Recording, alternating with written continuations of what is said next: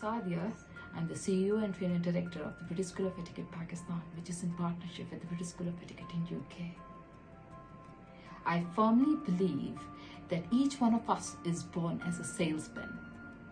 We have to sell our ideas, our concepts to our friends, our family, our customers, our colleagues, our business partners, to each and every person living on the face of this earth.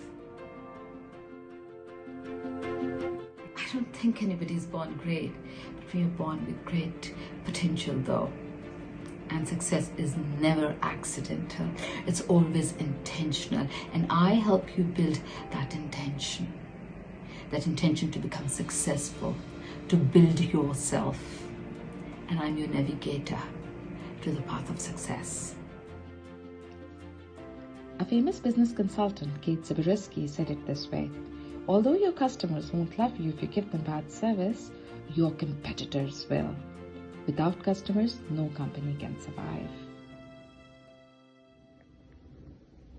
And in this workshop, you're going to learn how to become a magnet to people, building a robust relationship with your customer with useful insights into the customer psyche, and converting this learning into your earning.